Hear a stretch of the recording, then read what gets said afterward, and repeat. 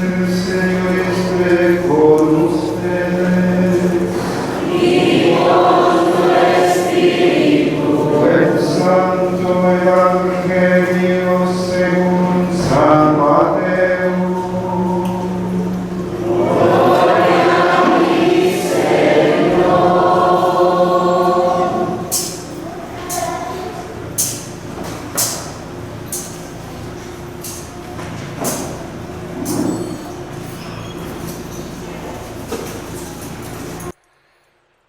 En aquel tiempo comenzó Juan el Bautista a predicar en el desierto de Judea diciendo: conviértanse, porque ya está cerca el reino de los cielos. Juan es aquel de quien el profeta Isaías hablaba cuando dijo: una voz clama en el desierto, preparen el camino del Señor, enderecen sus senderos. Juan usaba una túnica de pelo de camello, ceñida con una cintura de cuero, y se alimentaba de saltamontes y de miel silvestre. Acudían a oírlo los habitantes de Jerusalén, de toda Judea y de toda la región cercana al Jordán. Confesaban sus pecados y él los bautizaba en el río. Al ver que muchos fariseos y saduceos iban a que los bautizara, les dijo: raza de víboras, ¿quién les ha dicho que podrán escapar al castigo que les aguarda? Hagan ver con obras su conversión y no se hagan ilusiones pensando que tienen por padre a Abraham, porque yo les aseguro que hasta de estas piedras puede Dios sacar hijos de Abraham. Ya el hacha está puesta a la raíz de los árboles, y todo árbol que no dé fruto será cortado y arrojado al fuego.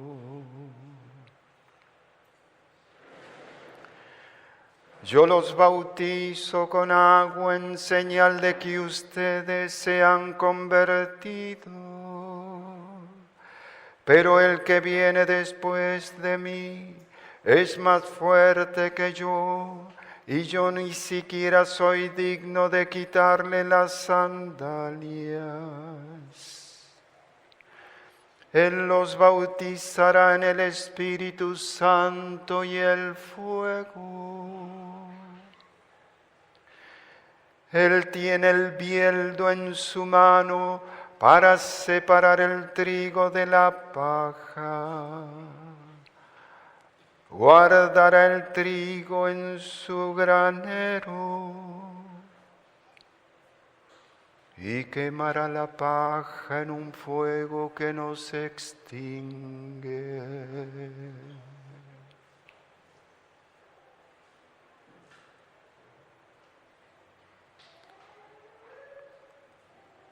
Palabra del Señor. Gloria a ti, Señor Jesús. Tomamos asiento.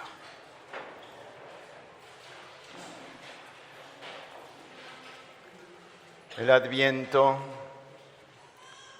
es un tiempo de conversión. Como ven, las lecturas nos invitan a dejar nuestras actitudes malas, nuestros pecados, pero por sobre todo porque eso es lo que nos separa de Dios.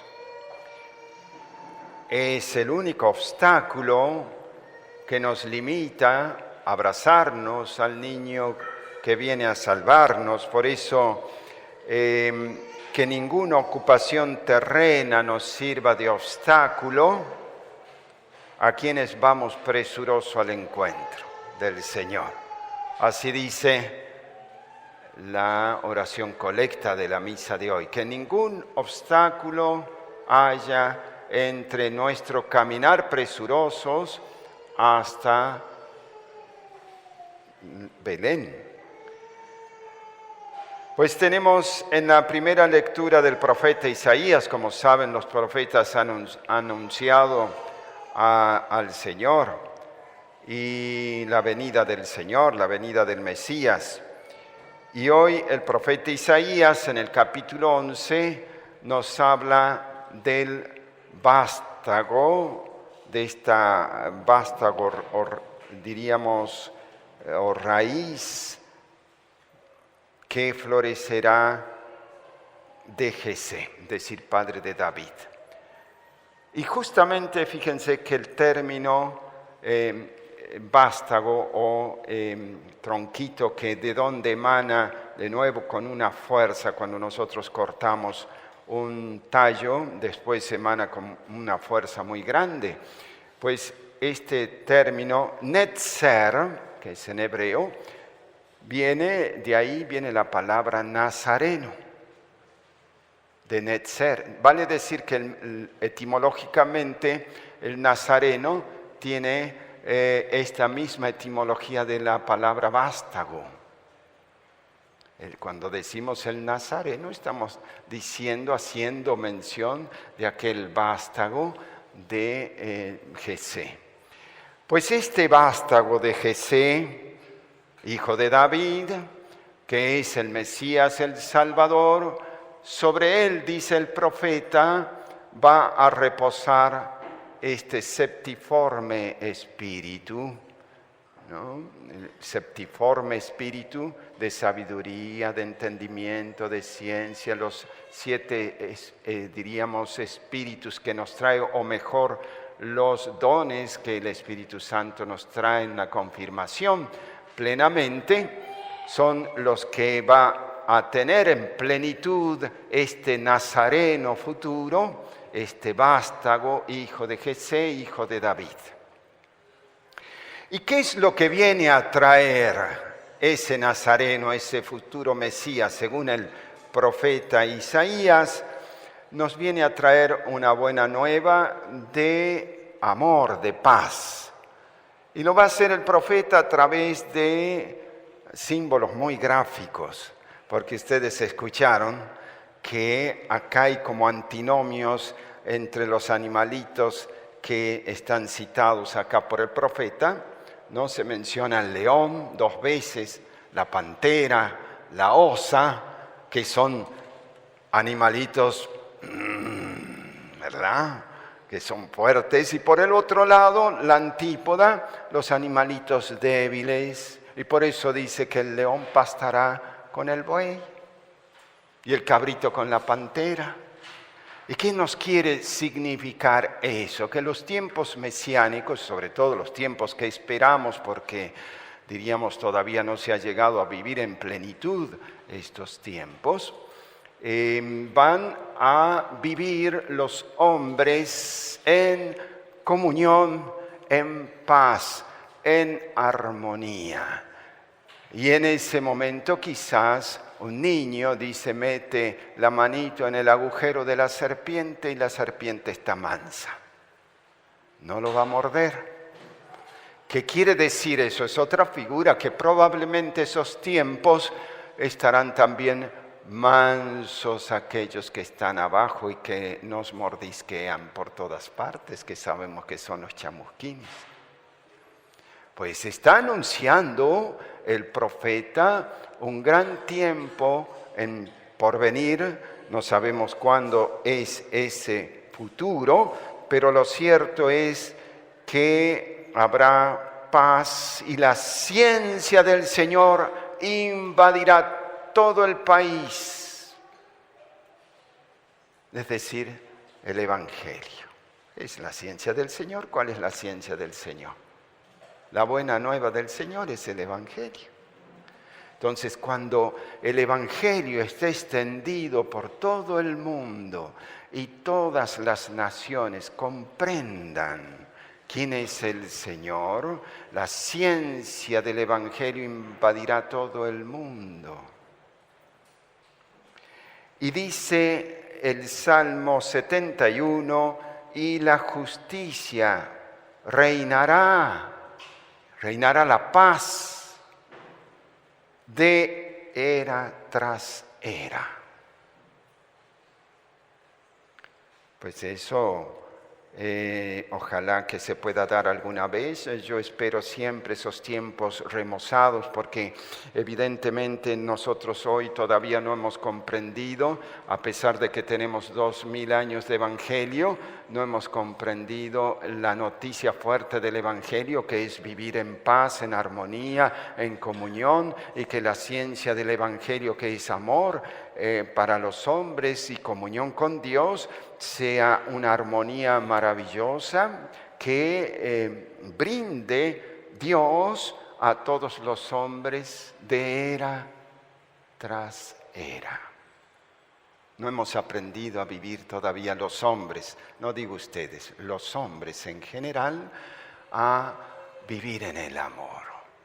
Y por eso la invitación del Evangelio es a convertirnos, a vivir en ese amor, en esa paz, en ese Evangelio que nos trae el Señor. Por eso San Pablo nos invita a esto, vivir en perfecta armonía unos con otros.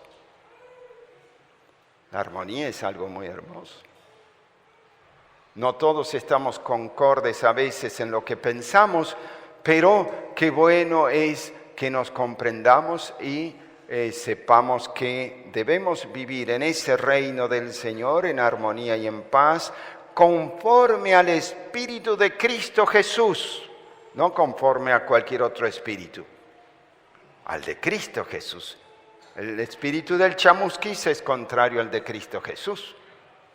Y es espíritu de odio, de venganza, de ira, de lujuria, etcétera, ¿no? De soberbia, de enfrentamientos.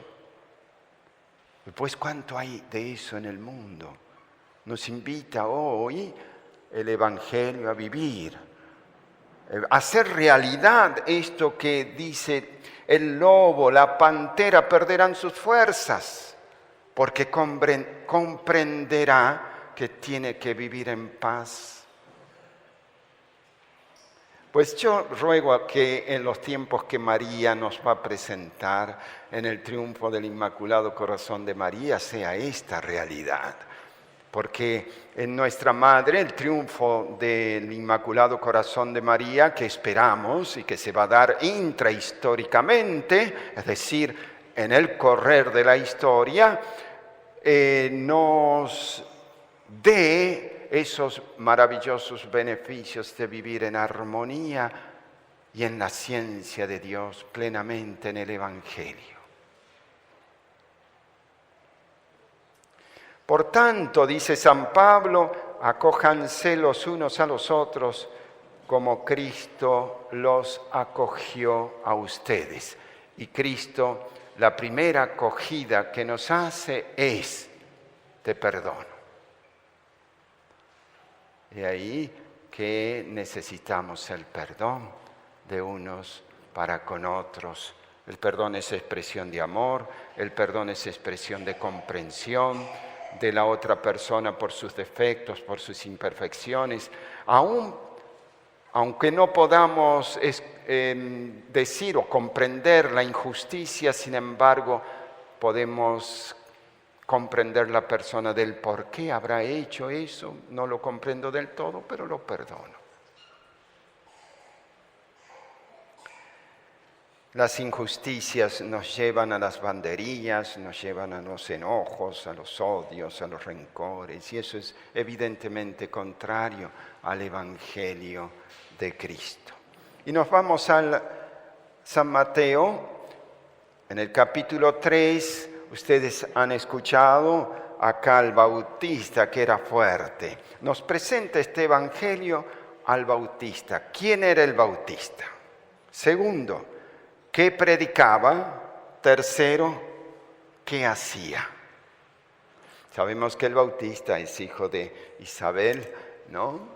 Prima de la Virgen, y de Zacarías, y que de alguna forma su anuncio fue maravilloso, y no sabemos a qué edad se retiró al desierto, probablemente como joven, sintió como una suerte de llamado a vivir lo que podríamos decir hoy una vida de monje, de solitario. Pero una vida muy difícil porque él se dedicaba a comer lo que había en el desierto y seguramente a beber de donde hubiera agua. Y así vivió porque Dios lo llamaba a una tarea muy grande, a ser voz de la palabra. La palabra es Cristo y él era la voz que anuncia en el desierto. ¿Quién era Juan el Bautista? El más grande, dirá Jesús, de los profetas. Y el más grande nacido de mujer. Hacían 400 años que el pueblo judío casi no tenía profetas. Y aparece de repente este coloso profeta vestido con piel de camello, rústico, mal vestido, diríamos hoy, ¿no? Viene del desierto a hablar con una voz de trueno. Es como una campana, yo me lo imagino así. ¿Por qué es tan fuerte el lenguaje del Bautista? Porque necesitaba el pueblo despertar. Él es el despertador fuerte cuando están todos dormidos y de repente ponemos a aquellos sobre todo que se duermen mucho y no se despiertan con cualquier despertador, ponen un timbre tremendo y aún así, ¿no? Hasta lo apagan de dormido. Pues Juan el Bautista fue un despertador, un campanazo fuertísimo para despertar. Por eso nos extraña este lenguaje. Imagínense cómo sonaría estas palabras de Juan el Bautista ahí a orillas del río Jordán. Raza de víboras. ¡Pum! Un campanazo inmenso. Y todos prestan atención. Pero después paternalmente les refiere, ¿no?, que tienen que hacer obras dignas de penitencia. Hagan ver con obras su conversión. Y no se hagan ilusiones pensando que son hijos de Abraham y con eso basta. Pueblo judío decía, bueno, somos hijos de Abraham, ¿qué más nos puede pasar? No importa lo que hagamos, lo importante es que somos hijos de Abraham, hijos del pueblo elegido y ya está. No, lo importante no es ser descendientes de un abolengo de raza, sino vivir conforme a lo que significa, según la fe. Por eso Abraham se justificó por la fe y por la obediencia a Dios. Y así engendró un pueblo que dependía de él en la carne, pueblo judío, pero el pueblo judío debía de saber que también a través de la fe tenía que vivir conforme a lo que Abraham representa. Pero eso se habían olvidado.